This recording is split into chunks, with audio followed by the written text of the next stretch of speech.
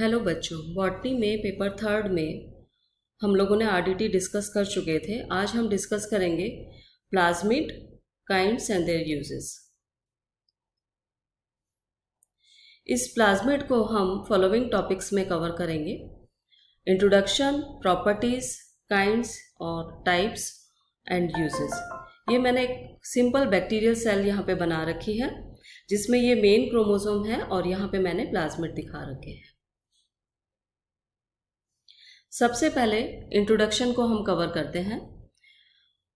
Word plasmid used by Lederberg in 1952 for extra chromosomal hereditary determinant, यानी कि जो भी मेन क्रोमोसोम के अलावा आपके एक्स्ट्रा क्रोमोसोमल हेरिडिटरी डिटर्मिनेंट होंगे उनको हम प्लाज्मिड बोलेंगे।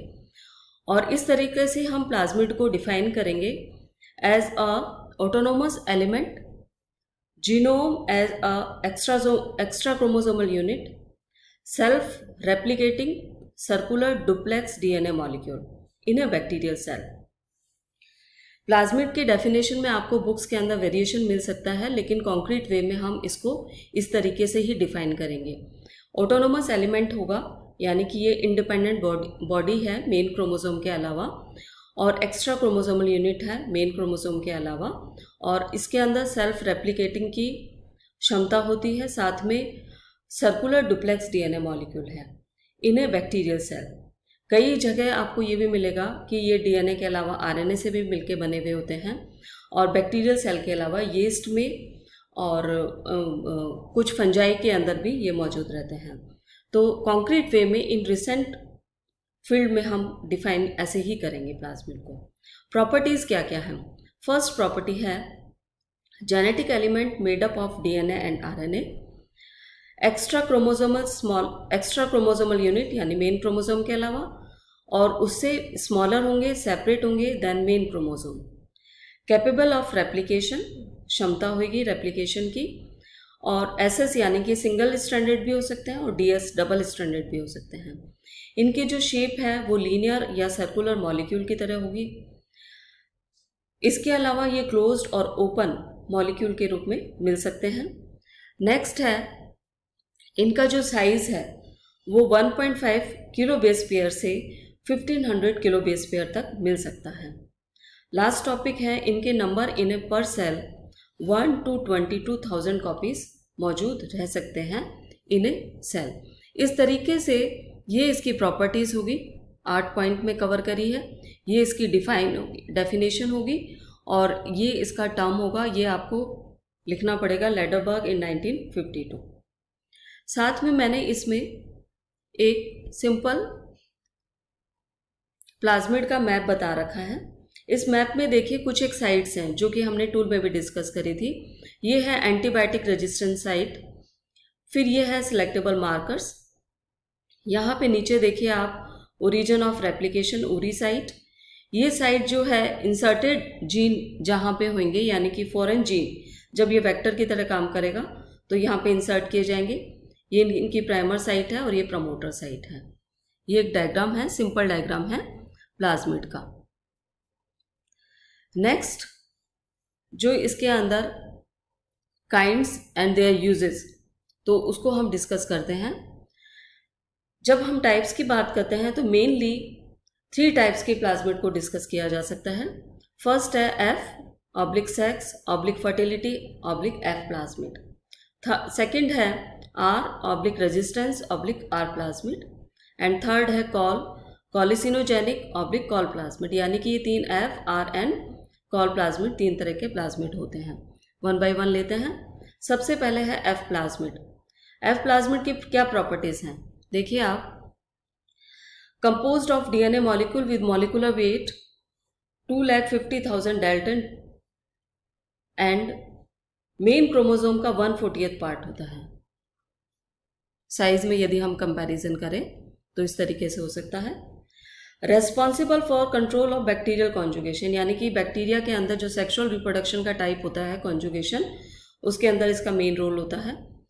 थर्ड पॉइंट है रिवर्सिबल इंसर्शन इन बैक्टीरियल क्रोमोसोम, और यहाँ पे हम ऑब्लिक करके HFR भी लिख सकते हैं, यानी कि बैक्टीरियल क्रोमोसोम मेन क्रोमोसोम के अंदर ये इंट्रोड्यूस भी हो सकता है और वापस बैक भी हो सकता है। नेक्स्ट है transferability from one bacterium to another, एक से दूसरे में जा सकते हैं। इस बिहाफ पे हम दो तरह के स्ट्रेन जो है वो मौजूद रहते हैं। एक तो है F+, जिसको हम डोनर भी बोल सकते हैं, मेल एंड हैविंग या पोजेसेस F फैक्टर। सेकेंड है F-, जिसको हम रेसिपिएंट, फीमेल या लैकिंग ऑफ F फैक्टर के नाम से जान सकते हैं। इन दो पॉसिबिलिटी के हिसाब से 2 टाइप की पॉसिबिलिटी जो है वो बनती है। वो कौन कौन सी? वो ये पॉसिबिलिटी है कि F- सेल ट्रांसफॉर्म्ड हो जाती है F+ सेल में, इसको डिस्कस करेंगे। सेकेंड पॉसिबिलिटी है production of HFR। One by one लेते हैं। HFR का फुल फॉर्म है हाई फ्रीक्वेंसी रिकॉम्बिनेंट। इसमें देखिए आप, ये 2 बैक्टीरियल सेल दिखा रखी है।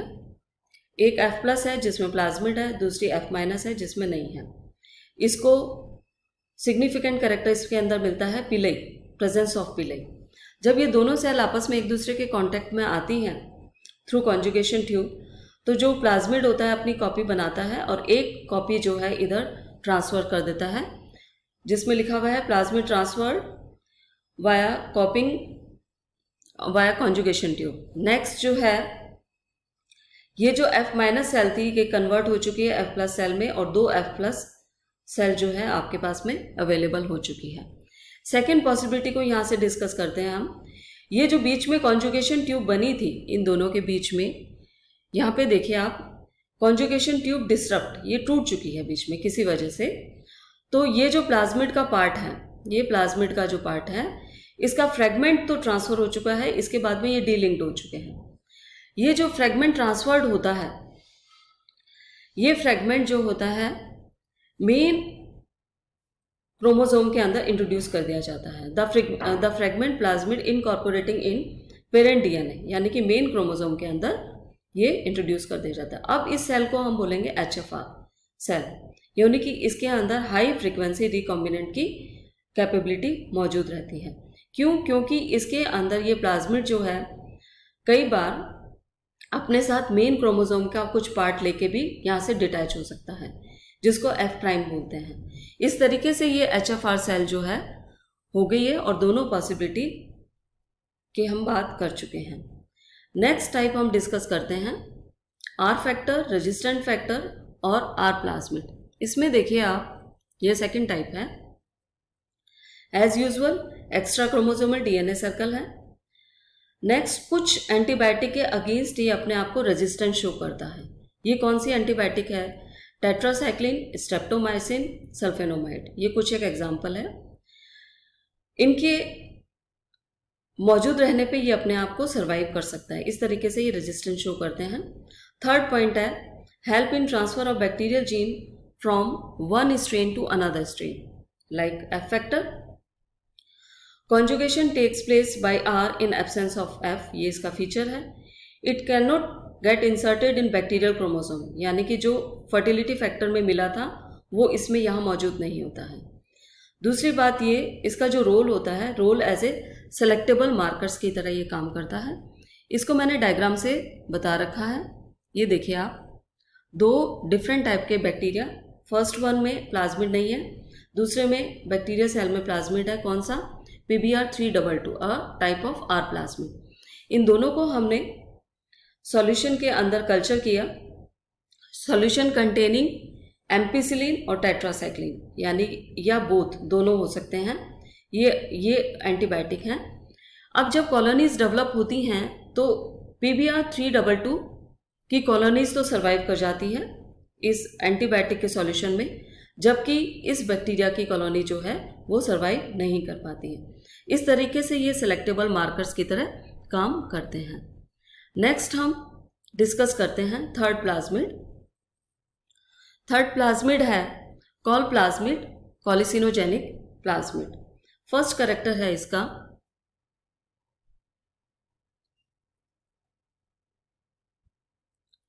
थर्ड जो प्लाज्मिड है जिसको हमने बोला कॉल प्लाज्मिड, इसका फर्स्ट कैरेक्टर है कि Col plasmid produce toxic protein, एक तरीके से हार्मफुल प्रोटीन को प्रोड्यूस करते हैं जिनको हम बोलते हैं कॉलिसिन्स। ये जो प्लाज्मिड होते हैं, कुछ बैक्टीरिया जैसे एशेरिशिया, साल्मोनेला, सैजेला टाइप बैक्टीरियाज के अंदर ये प्लाज्मिड मौजूद रहते हैं। और इनकी प्रॉपर्टी क्या होती है? Responsible for killing the bacterias other than those produce them. In bacterias के अलावा जो दूसरे बैक्टीरियाज मौजूद रहेंगे उनको ये किल कर देते हैं। इस तरीके से, इस प्रॉपर्टी की वजह से हम इनको सेलेक्टेबल मार्कर्स की तरह काम में लेते हैं। थर्ड है, transfer of call factor does not depend on F factor. उसकी मौजूदगी या एब्सेंस से इसका कोई रिलेशन नहीं है। फोर्थ फैक्टर है ability to mobilize transfer of bacterial chromosome, यानी कि लाइक आर फैक्टर। किस वजह से? ये आर फैक्टर के अंदर भी फीचर मौजूद रहता है और इसके वजह से इसके अंदर ये बैक्टीरियल क्रोमोसोम के अंदर मोबिलाइज करने की इसके अंदर कैपेबिलिटी होती है। नेक्स्ट पॉइंट है ट्रांसफर में be due to insertion of Col plasmid oblique Hfr strain, production of Hfr strain.